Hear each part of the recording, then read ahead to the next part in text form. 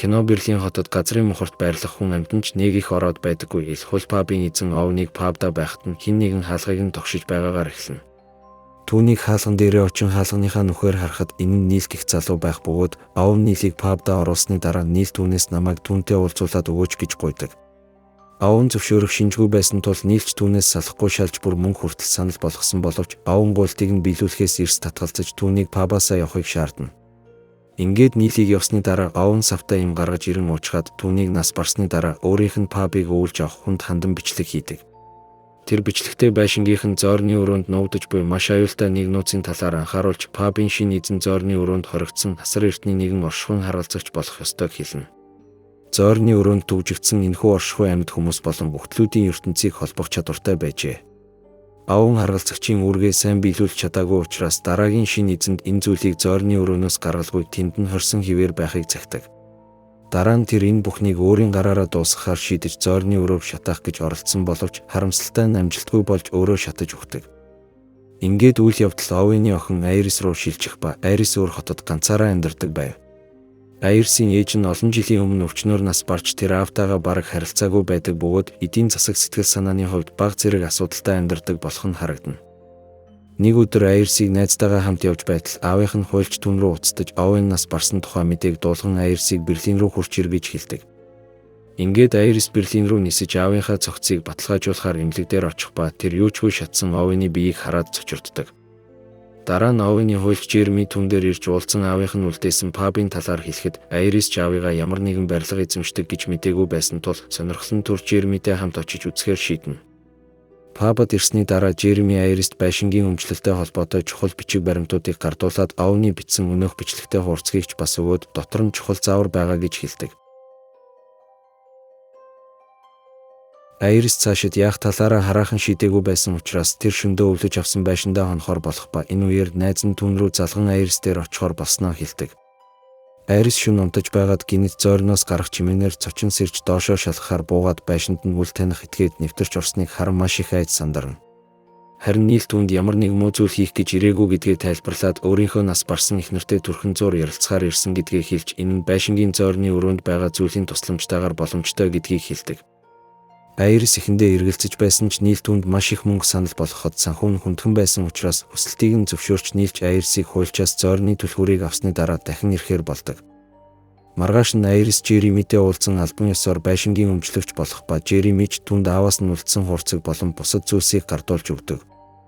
Оройн Айрисийн найз Кэти түнд хань болохоор ирж тэд ч хамтдаа байшинг үзэж сонирхох бөгөөд янз бүрийн ойлгомжгүй эртний тэмдгүүд зийлсэн зойрны хаалга тэдний анхаарлыг ихэд татдаг. Тэгтэл Айрис Кэтид өчигдөр орой түнтэй уулзсан Нийлийн хачирхалтай хүсэлтийн талаар ярьж зойрны өрөөнд орж нас барсан эхнэртэйгээ ярилцахын тулд түнд мөнгө төлсөн талаар хэлэхэд Кэти ч үүнийг ямар ч утгагүй зүйл байна гэж бодно. Тэр Нийлийг галзуу солиотой байж магадгүй гэж сэжиглдэг. Гинэт байшингийн хонх дуугар нь тэдний яриаг таслах ба Нийл буцаж ирсэн байдаг. Ингээд Айрис Кэти хоёр сонирхож сандарсан байдалтай Нийлтэй хамт зойр руу доошоо бууж зойрны өрөөнд ороход зойрыг бүдэг гэрлээр гэрэлтүүлж өрөөний голд хандах зуурхай хэсэг рүү харуулан сандал тавьсан байдаг. Нийлч ханны завсар дах харанхуй руу хандан хин нэгнийг дуудаж эхлэхэд Айрис Кэти хоёр түнд итгэхгүй Нийлийг шоолсон байдалтай харагдана.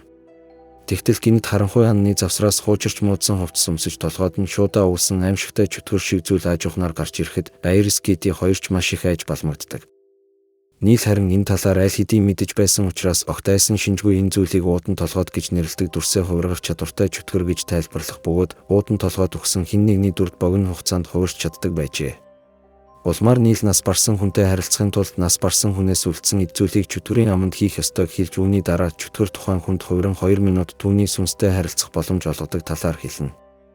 Ингээд Нийл уудан толгойд бууж гаргаж өгөхөд чөтгөрч үүнийг шуудхан лам руугаа хийх ба Айрис пабын шинэ эзэн болж уудан толгойдын харгалзагч болсон учраас тэр зөвхөн Айрисийн хэлсэн үгэнд хариу үзүүлж түүний өгсөн командыг биелүүлж байв. Улмаар Айрисийг тушаасны дараа уудан толгойд сандалд томоотоо сууж Нийл түүнийг сандалтай хүлнэ. Дараа нь Нийл болгоомжтойгоор чөтгөрийн толгойд угсан нутыг авахд чөтгөр эхнэрийнх нь оронд олон жилийн өмнө амиа хорлож нас барсан ээжийнх нь дүрд хувирсан байдаг. Нийл уг нь эхнэр Саратайгаа уулзахыг хүсэж байсан боловч яагаад ээж нь гарч ирснийг ойлгохгүй байдаг. Ингээд тэр ээжээсээ яагаад амиа хорлсныг нь асуухад ээж нь тийм ч тодорхой хариулт өгдөггүй. Гэтэл тэднийг анзаараагүй байхад 2 минутын хугацаа дуусаж ээжийнх нь нүд хав хар өнгөтэй болсноо Нилийг үнсийгээд хүзүүгээ сунхад Нилч цочин ухарна. Хугацаанд нь болиулаагүй улмаас хүчрхэг болсон чөтгөр гинэд сандалдах хүлээсээ тайлан алга болох ба Айрис Кити хоёр ч алдаага ухаардаг.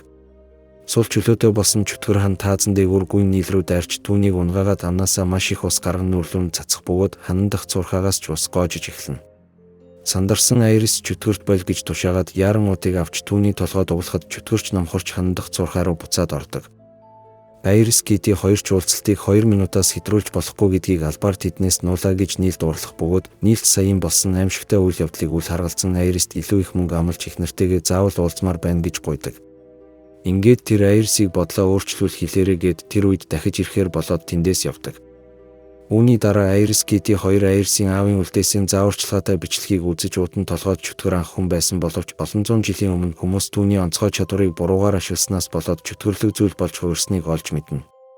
Мөн овн нас барсан хүнтэй уулзахдаа хизээч 2 минутаас хэтрүүлж болохгүй бас хизээч уудан толгойтыг суллаж болохгүй талаар анхааруулж түүний чадварыг ашиглах болгонд чөтгөр илүү хүчрхэгждэг учраас аль болох чадварыг нь ашиглахгүй байхыг сануулдаг. Айрис энэ бүхнийг сонсоод аав нь яагаад тэднийг орхиж явсныг ойлгох ба тэр түүнийг уудан толгойтын хараалаас аль болох хол байлгах гэж оролдсон ч Айрисын хувь тавилан одоо нэгэн уудан толгойтой холбогдчихсон байв.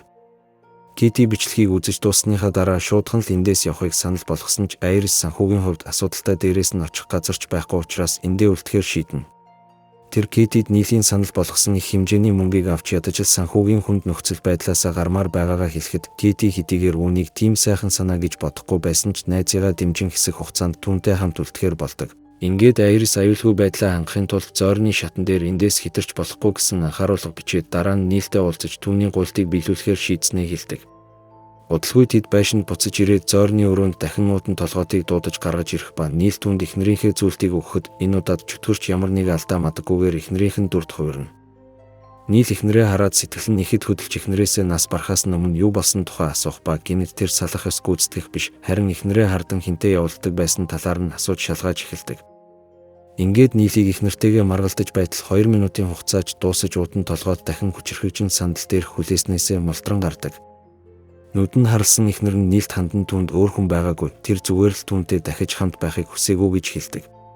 Ингээд хүлээснээсээ суларсан чөтгөр Айрист өөрийнхөө үнэн дүр төрхийг харуулах ба хэдийгээр тэр Айрис руу дайрсан боловч эртний шившлэхээс болоод Айрист ямар нэг хор хүргэж чаддгүй. Удалгүй Айрис хяналтыг гартаа авах бөгөөд уудан толгойд чөтгөр хандах харанхуй нөх рүү буцаж орохоосоо өмнө Айрист тэд хоёулаа энэ хараалын хоригдлууд гэж хэлдэг. Нилийг явсны дараа Айрис аав нь хэрхэн ээжийнх нь сүнстэй уулзаж уучлалт гуугаад Айрисыг энэ бүхнээс хол байлгахын тулд бүхнийг нэгмсэн дуусгахаар шийдэж уудан толгойтыг шатаах гэсэн боловч чөтгөр хяналтыг гартаа авч аавыг нь шатааж алсныг хардаг. Тэр шөнөө Айрис аав нь түүн дээр ирж одоо эндээс цухтах ямар ч боломжгүйг анхааруулж байна гэж зүйдлэнэ. Ингээд аав нь түүнийг дагуулan харанхуй нөх рүү орох гэсэн боловч тэр энэ аав нь биш харин уудан толгойд болохыг ойлгоход чөтгөрч гинэд өөрийнх нь дүрд хувиран хоолойг нь боож эхэлдэг. Айрисыг сэрэхэд хоолойг нь утас ороосон байх ба азар энэ үед Кити ирж түүнийг авардаг. Чөтгөргийг зогсоож хараалын учрыг тайлахын тулд Китич байшинтай холбоотой түүхийг судалж байшингийн өмнөх эзэд хараалыг тайлах гээд чадаагүй талаар олж мэднэ. Тэр Айрисийн анх уулзсан хуульч Жеремиг ямар нэгэн зүйл мэдэж байж магадгүй гэж сэжиглэх ба Айрисаас эндээс явахыг гуйсан ч тэр дахиад татгалцсан тул найзууд хоорондоо ширүүхэн маргалцсны эцэст Кити уурандаа юмаа баглан тэндээс явахаар болдог. Гэхдээ Кити найзыгаа ингээд орхичхож чадаагүй тул хараалыг зогсоох ямар нэг сэжүүр олохын тулд байшингийн хуучин эзний мөрөөр мушгин гэрт нь ирсэн боловч тэр аль хэдийн нас барчихсан байдаг. Гэсэн хэдий ч Кити түүний эзгүй гэрт үлдсэн тэмдэглэлүүдээс уудан толгойд чөтгөрийн жинхэнэ үүсэл гарлын тухай олж мэднэ. Олон зуун жилийн өмнө нэгэн тосгонд нас барсан хүмүүсийн сүнсийг богино хугацаанд дуудах онцгой чадвартай нэгэн эмэгтэй байсан боловч тосгоных нь түүний чадварыг ашиглан мүлжөөд эцэст нь эмэгтэйг шулам гэж үзэн шатааж алжээ. Харин өнөөх эмэгтэй өшөөгөө авахар хэсэг хугацааны дараа уудан толгойд чөтгөр болон эргэж ирсэн байна. Тосгоных нь түүнийг хар шидийн шившлэгийн хүчээр зойронд хорж тэндээс гаргалгүй хорхын тулд байшингийн эзэд үе дамжин харгалзагчаар томилогдсоор ирсэн байв. Кити энэ тухай олж мэдснийхээ дараа Айрист хэлэхээр яаран буцна. Харин энэ үед ойр ганцаараа үлдэж сэтгэл санааны хямралд орсон Айрис сүүлчийн удаа аавынхаа сүнстэй уулзаж энэ хараалаас чөлөөлөгдөх ямар нэг арга зам байгаа эсхийг асуухаар шийддэг. Ингээд тэр зойр руу бууж уудан толгойд чөтгөрт аавынхаа эд зүйлээс өгөхөд аавынх нь сүнсч гарч ирэн охиноо хараад сэтгэлээр унах ба тэр нэгэнт байшин өмчлөн чөтгөрийн харуулцагчаар сонгогдсон л бол энэ хараалаас цугтах ямар ч арга байхгүй гэж хэлдэг. Бас овныг хараалаас цугтах гэж оролцсноос болоод Айрсын ээж хүнд өвчилж нас барсан тухайч хэлнэ. Ингээд гин буруудаа мэдрэмжэндээ автсан овн Айрсаас түүнийг дахиж дуудахгүй байхыг гуйх ба энэ зур цагт дуусаж Айрс чөтгөрийг хяналтаас гарахаас өмнө нуудыг дахин чөтгөрийн толгойд угладаг. Хараалаас мултрах ямар ч арга байхгүйг ойлгож цөхөрсөн Айрс байшингийн өмчлөлтэй холбоотой гэрээг шатаах гэж оролдсон боловч хачирхалтай нь цаас огт шатлгүй бүрэн бүтэн хിവэр байдаг. Айрс цаасыг шатаах гэж хичнээн оролдоод чадаагүй тул эндээс хаашаач цугтаж чадахгүй үрд гацснаа ойлгон сэтгэлээр унаж нэг л мэдхэд ариун цэврийн өрөөнд ухаан алдан унсан байдаг. Энэ үед Кити буцаж ирээд Айрсыг хаанаас ч олж чадаагүй тул санаа нь зовж Айрсыг хайн зойр руу буудаг. Харин уутан толгойд чөтгөр Китигийн цүнхэнд байсан цааснуудаас авч зажлан байшингийн хуучин эзний дүрд хувирна. Ингээд тэр уутан толгойд чөтгөрийг эндээс гаргалгүй үрд хорхын тулд байшингийн өмчлөгч нар үе удмаараа өөрсдийнхөө эрх чөлөөг золиослох хэрэгтэй тухай ярьдаг. Удалгүй Кити зойр руу ганцаараа бууж ирэн байж болшгүй алдаа гаргаснаа ухаарах ба 2 минутын хугацаа дууссаны дараа чөтгөрч түн рүү дайран Китиг хэрцгийгээр алж Айрсыг хуурахын тулд Китигийн дүрд хувирдаг. Айрс ухаан орсныхоо дараа зойрны харанхуй нүхнээс Китигийн хоолой тусламж гуйн хашгирахыг сонсож аав нь яаж ч байсан хамны цаадах харанхуй руу орж болохгүй гэж анхааруулсныг үл тоон дотор шорно. Удалгүй тэр чөтгөр түүнийг Китигийн дүрд хувирч хуурсныг найз нь аль хэдийн өгчихсөн болохыг олж мэддэг. Айрс ч аюулд орсноо ойлгон Китигийн дүрд хувирсан уутан толгойд чөтгөрийн савраас арай гэж цухтаан гарахад нийлж зойр руу буцаж ирж таарн түүнийг авардаг. Гэхдээ нийл цаагаараа даалт зоригтой байсан бөгөөд тэр Айрсыг тайвшруулж байгаа мэд жүжиглэж байгаад түнд нойрны юм өгч унтуулна.